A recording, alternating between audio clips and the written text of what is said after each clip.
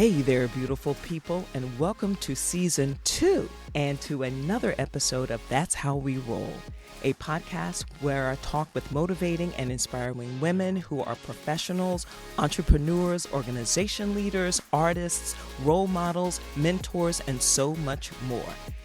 Today's guest is a mezcal expert, Maggy Gomez. Maggy is the founder and director of Coa de Jima Inc., the agency representing Don Sixto Mezcal, of which she is a co-founder.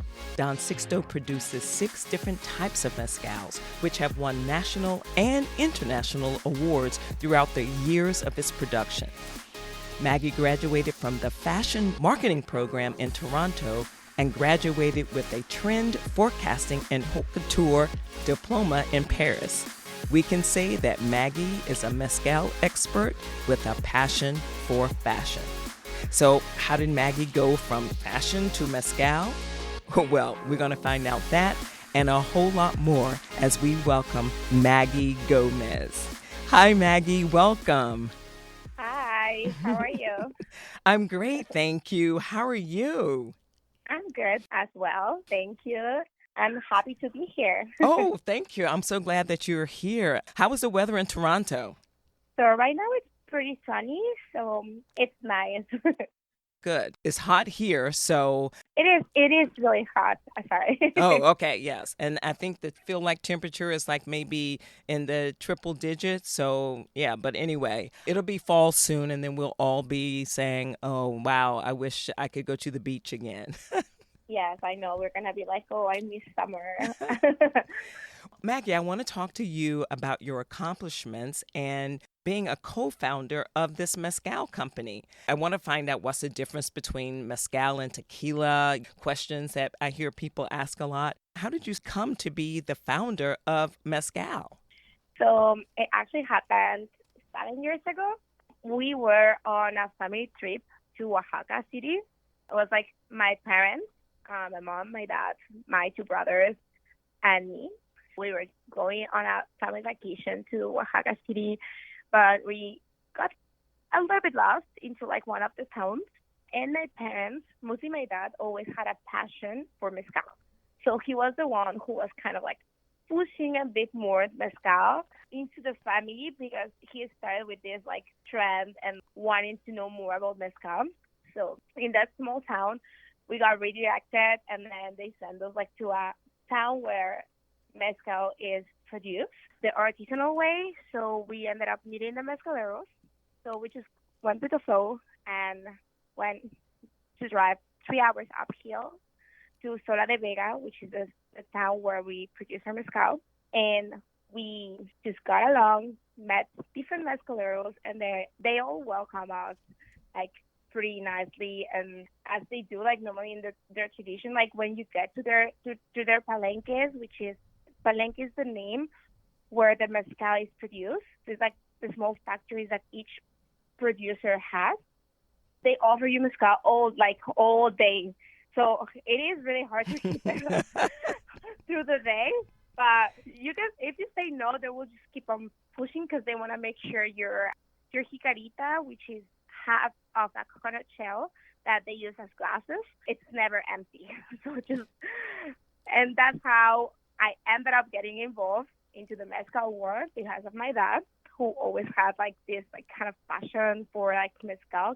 Then meeting the Mezcaleros, we found a gap because none of them were registered. So in order to call it mezcal and sell it as mezcal, the Mezcaleros need to be certified by CEMEX, which is the organization that regulates mezcal in Mexico. So my mom, she has a PhD in biochemist, which she achieved from the University of Toulouse. So she is the one that helped them to get registered. She helped to be able to sell their mezcal in a bottle. So wait, your mom is a biochemist. Yes, she's a There's certain regulations that you have to go through in order to produce mezcal or to be a mezcalero. First of all, there's just a whole lot of knowledge there. You went from fashion to mezcal. Your mother is a Yeah. biochemist, and I guess okay, that's the natural progression of things is to say, "Hey, I'm going to be a mezcalero now." Yes. I mean, we are not the mezcaleros. We work with them because Mm. the way mezcal is produced is like the producers are always going to be the artists, the mezcaleros, the people who are from the town where the mezcal is produced, and they have passed the knowledge from centuries. So they are the ones who are always going to be the mezcaleros and the producers. But with the knowledge of my mom being a biochemist, we help them to get their mezcal regulated to pass the norm. Wow. So now the other question is, and the reason that you're here is because this is the spirits industry.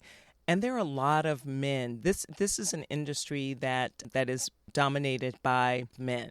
And for you to be one of the founders of this company that has won national and international awards, like how are you met when you start talking to people and when you started pitching the idea that you wanted to work in mezcal? How did people react to you as a woman in this industry? So to be honest, there is like the two type of people. Let's say that like the really old generations that are used to like talk to man.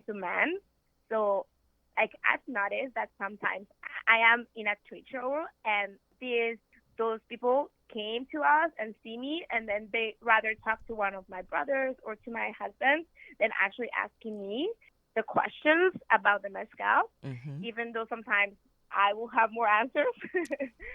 Like I feel like lately the industry it's been opening much more and we can see more female leaders in the industry. So let's say all generations like are kind of like having to open and adapt to the change because at least now I've seen like more girls bartenders, females being ambassador of a brand. So right now it's like getting more and more open. But at least the first 2 years before COVID, it was a little bit like more restricted and you have to get used to, I mean, at least me, like I come from the fashion industry where I was used to work mostly with women. It was challenging just to show my point and know that I know, even though, because I also look younger, so it was just like a combination of being a woman and looking younger. So like people like take me really serious. Yeah, they would look at you and say, "How does she know anything about Exactly. mezcal?" It's like you don't know anything, but I do. Mm-hmm. So when you start like having a conversation and answering their questions, and sometimes people also like in the industry know about mezcal, but they just want to challenge you. As long as you are okay to be challenged, it's fine. Right, because you know your Yeah. stuff, you know what you're talking about. And then also when you do, the people that may have had that kind of looked at you like, what does she know? So now they are going to now they want to know more about what you're doing, and then you become a trusted figurehead, I guess, is what I'm trying Yes. to say in their Yes. eyes. Exactly. And you mentioned about at Bar Convent Brooklyn when this event was going on, there were a lot of female ambassadors for the liquor companies out there. There were still a lot of men, but the women were so on their game. They were amazing mixologists. They really brought a lot of things that women bring things and men Hmm. bring things. And one is not, I'm not saying one is better than the other, but they brought a lot of stuff that men, in a lot of cases, that were just totally different Yeah. from the men.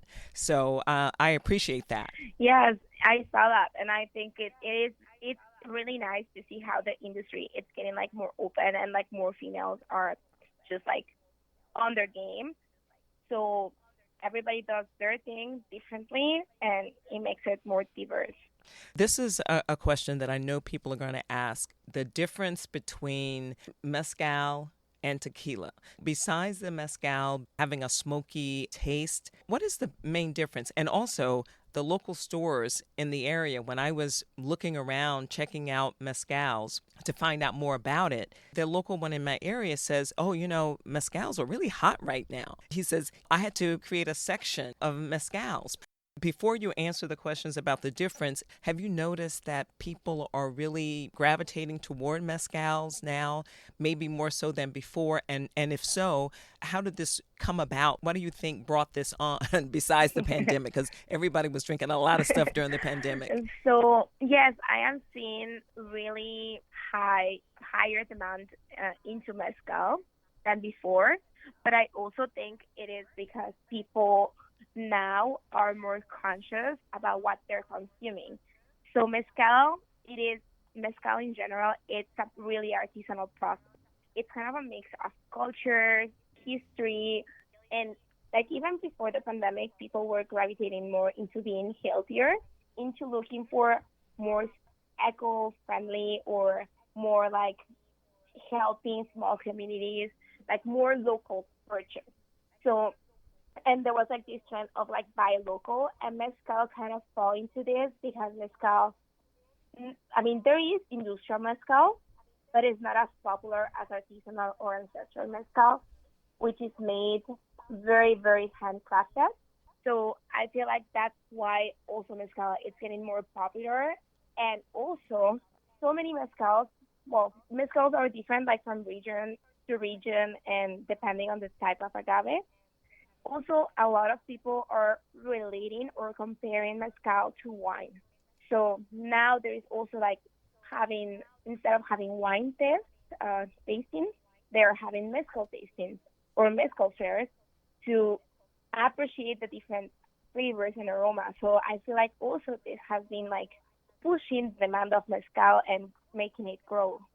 That's maybe that is it. I mean, people that like wine, I mean, they are definitely going to drink wine, but there are also people that appreciate wine, but they appreciate other liquors, and then they will want to try to find out more about them and know that they are tasting. There are, you said it right, there are a lot of tequila tastings. I have not been to a mezcal tasting, and I must do that. What is the difference, besides the smokiness, what is the difference between mezcal and tequila? So actually, all tequilas are mezcals, but not all mezcals are tequilas. So that's this way. So actually, tequila, it will be a type of mezcal, but it's called tequila because of the region. But if you make tequila or distillated from blue agave, which is from the agave plant where tequila is distillated in another region, example Oaxaca, then you will be able to call it mezcal instead of tequila. So that's one of the differences. It's also the process, but lately, some of the tequila producers are also now producing tequila the same way as mezcal is produced. So they're making artisanal tequila and ancestral tequila, which changes the flavor as well and gives this like smokiness to it. So I will say like the difference between tequila and mezcal is mostly tequila is industrial, mostly because now, because of the trend of mezcal, there are also tequilas made artisanal and ancestral. And also tequila has to be made in the tequila region to be called tequila, and it has to be made from blue agave only. And mezcal, there are other type of agave that mezcal is made. Don Sixto you have 6 different types of agave, so you have 6 different flavors of mezcal, and your bottles are beautiful, by the way. Those bottles are stunning. The colors, the vividness of the colors, they are very recognizable. The agave, so let's go back there. So so you have 6 different kinds of agave. Since I started researching and met you, I found out that there's 24, or are there more? So there are 24, let's say 24 plus type of agaves where mezcal is produced from. But there are more than 300 species of different type of agaves, but mezcal is produced from 24 plus type of agaves. Is there a reason for that? I'm not really sure, to be honest. But I think those are like the agaves more popular that are found in the Mezcaleros terroir, and I guess that's the reason why. All right. What did you do in fashion? And then just how did you leave fashion, or maybe you haven't left fashion, to work in the mezcal business? Well, like my whole career was within fashion. I did a bachelor degree in fashion design. Then I did that my bachelor degree was in Mexico, in fashion design, and then I went for the summer to Paris to do the trend forecasting in haute couture, and then I did also a diploma here in Toronto about fashion marketing. Yeah, so one of my dreams, like when I was a kid, was just to like work in fashion and become a fashion designer one day. But as I grew up, I figured out that I like what I really liked more about fashion was kind of like not, let's say, I mean, I love fashion, I love the trends, but I do not. It's not like I don't like to sew or to work as in the design department because I don't know. That's how I just switch, and then this opportunity arise with the mezcal, so I just started to just get involved more and more and more, and then my passion kind of led to the mezcal, and like I really like to do. You have a new passion now. Yeah, so I still love fashion. It's still my passion, but I also love mezcal, and I like it's like I got introduced to this industry, which is a great industry. It is a fun industry, also challenging with a lot of competition, but I also like that. Well, speaking of competition, there are a lot of newly formed mezcal companies out there. People are always coming out with something new. But I want to talk about your experience at the Vine Expo. That was the first time that you were at the Vine Expo. So, how was that? Yes, again, you are a woman in the business, and there were a lot of women-owned businesses there. There were more women that were behind brands at the Vine Expo than I have seen in a really long time. So that was great. So I know that here you have to deal with the men, or when you go to represent your company and you are going to a board probably full of men, and you, as a small woman, one of the founders of this company, you have a different, their outlook or their take on you is going to be a little different. So you've won them over because now you're at the Vine Expo here in at the Jacob Javits Center in New York. And how was your time there? How was the experience for you? So to me, it was a great experience. It was our first time being on an international trade show. So for us, everything was new. And talking me as a woman, it was great to see other women also like representing the brands, being the leaders, because a few of them were also like working, but one of them was the leader, and they have like a partner or working with someone else as well. So it was really nice to see all that. Hmm. Just as myself, it's just like an industry that you always have to keep the eyes open, and you have to be careful who you fully trust because there is a lot of maybe, let's say, scammers or people just like wanting to, they pretend like they're gonna purchase, but then sometimes it doesn't happen. So it is nice, and you have to make sure that you also make friends. Even if they are your competitors, it's okay to be friends. Like it's an industry. Let's say we have to be friends of our neighbors. Even though sometimes we're gonna compete against each other, it's okay because that's how you also know reference about other people or about distributors that approach to you and they want to purchase. So you need to know where to get your references because that's important. It is. It's always good to network. You never know what information can be given that can help your business and what you can give to help someone else's business. It is Yeah. always good. Don Sixto, what's the overall umbrella of the company? The company in Mexico, it's called Grupo Sixtra. Don Sixto debuted at Bar Convent Brooklyn, or BCB. And Bar Convent Brooklyn is a space where like bar and beverage mixologists, vendors, and sellers. They all come together in Industry City in Brooklyn, in New York, and they celebrate and educate and share and generate business opportunities. So it was going back to what you were saying before about knowing your neighbors. And it really is a great place to just to meet people and just to get your brand out there and to see other distributors, other people that can distribute your product. What was your experience like, this being the first BCB for you? So at BCB, we had like different type of experiences, but our good day, let's say, was the half of the second day. It was good. There were a lot of people interested in the mezcal, and also because we were in the Park Street emerging brands, it was like a closed space, so we were able to also interact with our neighbors, and we also were able to see like there were also like other mezcal brands like launching or like other agave distillates launching, which was good. It's good. I mean, it's more competition, but means the demand is raising, which is good, a good thing to us as well. Okay. So you were in the emerging brand section. So that's where a lot of the people, that's the first time that they have been, that they have attended Bar Convent Brooklyn. So they were all there. There was an award ceremony. So I don't know whether or not you won any awards from Bar Convent Brooklyn, but I do know that you do have an award-winning mezcal. So can you talk about any of the awards that really put you at the top of the game? Yes, actually, we won 95 points for the Chill magazine, which is a magazine that sponsors BCB, I think.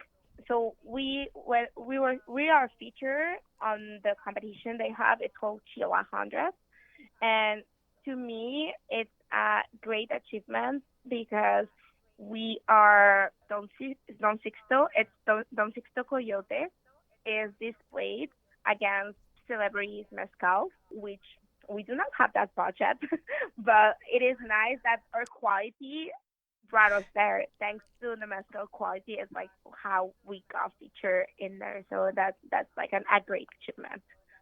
Wow. And what was the name of that award? Chilled 100.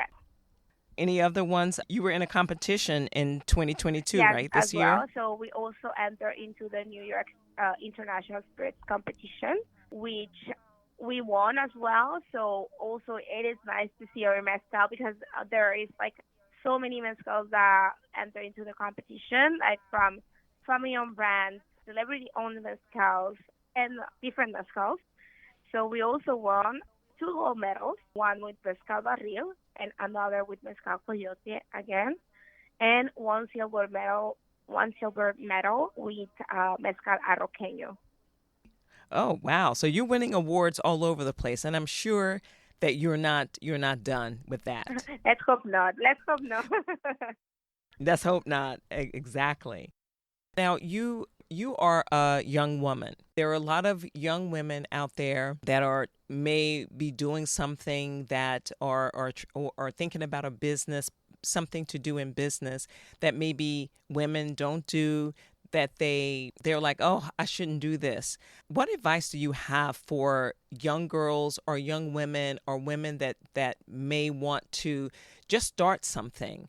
And maybe it is something that other women do. Maybe it's not a male-dominated field, but what advice do you have for women that want to start anything, any business? Just to do it. Like, don't think it too much. Just do it.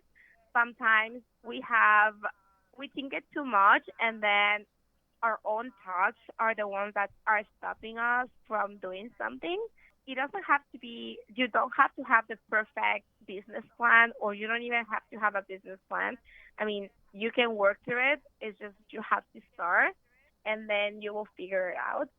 I know it's just like, I don't know, you may like some people will not agree with my advice, but that's what I think, because if you spend too much time thinking about doing something, sometimes you ended up not doing anything. So that will be my advice.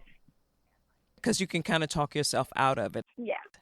You were very young when you moved to Canada and started this business. And it's nobody's business how old you are, but you were a young person doing this.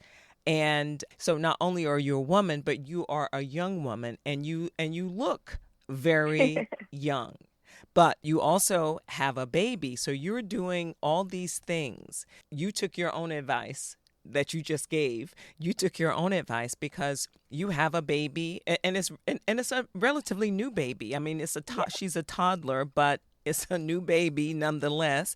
And you were doing all these things. You have a support system. So it is important that we do have a support system, because you wouldn't be able to do the things if you didn't have the biochemist mom. I mean, you wouldn't be able to do certain things. But I believe that you would have anyway. It may have been more of a demand on you, but I believe that you would have done it anyway. So how has the business been with a young child? And your husband is also in the business too, and you're in the business with your brother. So you are surrounded by the closest people in your circle. How has that been, raising the baby, raising your child with help from your husband and your family? But how has it been with the business as well? Women do it all the time, but I just want to know how it is with your business. So it's, being honest, it's been a journey. It's been fun and it's been challenging as well, because it was like it's not even after COVID, because there is still COVID. So having to travel with like a toddler to all these trade shows, it is challenging. The good thing is, like, I always had the support of my family, and because Don Sixto Mezcal, it's a family business project, so normally we all go to the trade show. So it's like when we go, my mom goes, my dad goes, my two brothers goes, and my husband. Even though the last trip to Brooklyn, like half of the family cut off, so only three of us went. So I've been having to travel with my kids, and it is not impossible, but it's important that you have a trusted circle as well and support, because without the support of other people, it gets really hard, and you have to learn to delegate. It is hard as well to delegate as like a girl boss, but you have to know how to delegate stuff, because you can't carry all by yourself. It gets really hard. So learn to delegate, and having a support circle, it is important. To me, it's like my family that have always supported me. So that's how I've been able to just go and travel to the trade shows with my kids, and it's been no problem. As a day-to-day basis, yes, sometimes I have to wait until after nap time just to reply to all the emails. And I have sometimes just to stay up a little longer, like up night, just to finish up working on something or planning something, which anyways you do it when you go to university. So it is not like a big problem. It's just like you wanting to do something and finding the way to do it. So I was going to ask you what motivates you and keeps you motivated. So I have to say, I'm sure your toddler keeps you very motivated and moving all the time. But is there anything in particular that motivates you, that keeps you going and keeps you in a creative state of mind and a business state of mind? One thing that keeps me very motivated is to look back and see what we have achieved. Because I remember that when we started, it was just a hobby, let's say, because we never thought about getting so big or like going international when we started this project. So looking back and see where we started into where we are now makes me believe that we can achieve more. And then maybe in some years, we're just going to look back and see, oh my God, like we've achieved so much more. So this is one of the things that keeps me very motivated, and to know that I do have the support of like everybody involved in Grupo Sixtra. And also another person that keeps me very motivated is my mom, because she also had to, as a woman, like because she did all this back in the days, she went to France, learned French, and did a PhD with three kids, and my dad, of course. But so Wow. yeah, so that's how I was raised, and that's like my role model I saw when I was growing. So that's something like that's why my mom is like a role model to me as well, and that's what keeps me motivated. Well, you and your mom are a role model and a motivator for, I think, for all of us. I think that I definitely for me. Do you have any words of wisdom? Anything that you want to leave people with or make people think about? Just if you love what you're doing or if you love it, just do it. Because when something is your passion, somehow and someday you will see results when you do something with passion. Passion is the key. You have a passion for fashion and you also have a passion for mezcal. That's what makes you a mezcal expert. So thank you so much, Maggy, for being here. Thank you so much for being on. I appreciate it. And if you want to learn anything about Don Sixto Mezcal, I will leave everything in the show notes. I will tag Maggy if you have any questions. I'm going to put all the Instagram and Twitter, at Facebook, whatever you need to get in touch with Don Sixto, Maggy, and find out more about mezcal, I will put that information in. And if you heard something today that made you say, please shoot me a DM. Find me on Instagram. That's how we roll. Find me there. Leave a message. Ask a question. You can find Maggy, Don Sixto, and leave a question. We'd love to hear questions. And please, if you like the podcast, please like, subscribe, and share it with your friends. Leave a review. I'd like that. Leave a review on Apple. I am everywhere. So, Maggy, I just want to thank you once again for coming. Thank you for being here. I'm going to say coming. Yes, you know what I mean. Thank you so much for being here on the phone with me. I just love hearing about your journey.